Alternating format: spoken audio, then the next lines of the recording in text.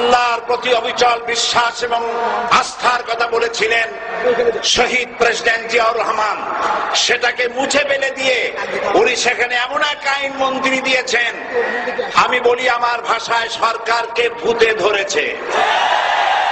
ভূতের পা নাকি থাকে পেছনের দিকে, সামনে যত এগোতে চায় তত পেছনে চলে যায়।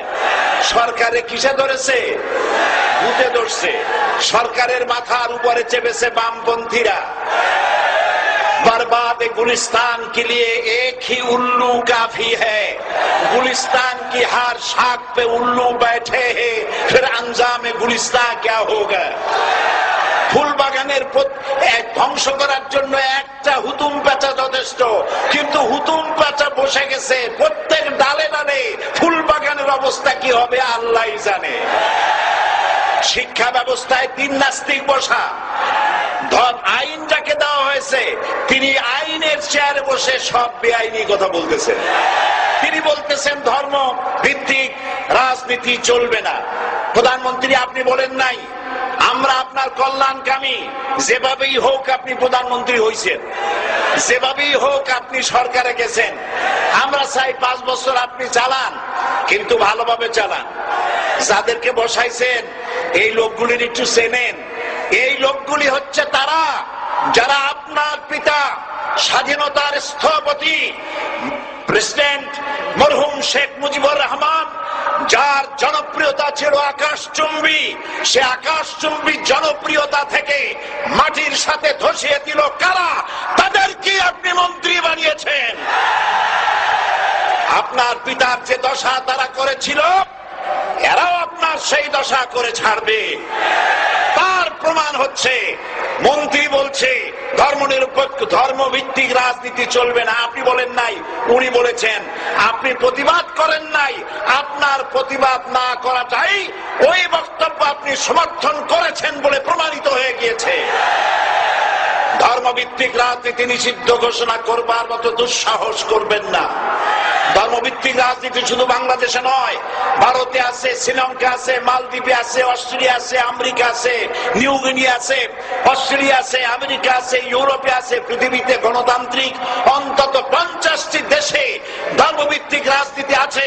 তারা ইলেকশন করছে এবং ক্ষমতায় গিয়ে তারা পার্লামেন্টে অংশগ্রহণ করছে।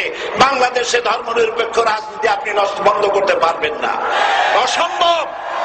আইন মন্ত্রী আইন পাশ করে নিষিদ্ধ ঘোষণা করার জিনিস পান নাই। আপনি আইন পাশ করে নিষিদ্ধ করুন, সোনার ছেলেরা টেন্ডারবাজি করতে পারবে না, নিষিদ্ধ। মাস্তানি করতে পারবে না, মেয়েগুলারে SMS করতে পারবে না ফ্রি টক চাইবে, শয়তানি বদমাশি করতে পারবে না, ওজনে কম দিতে পারবে না, খাদ্যে ভেজাল দিতে পারবে না। এইসব নিষিদ্ধ করতে পারবেন না। নিষিদ্ধ করার জিনিস পায় না, ধর্ম নিষিদ্ধ করো। তার মানে ধর্ম নিষিদ্ধ করতে পারলেই বড় বড় বোতল খাওয়া যায়। ধর্ম নিষিদ্ধ করতে পারলেই চুরি করা যায়, ডাকাতি করা যায়, বদমাশি করা যায়। আমার সম্মানিত সেক্রেটারি জেনারেল বলেছেন ক্লাস 9 এর ছাত্রকে অস্ত্রের মামলা দিয়ে রিমান্ডে নেওয়া যায়।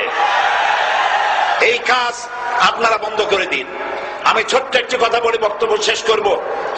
আপনারা সমস্ত 144 জারি করতেছেন, সব 144 জারি করেন কোরআনের তাফসীরের উপরে।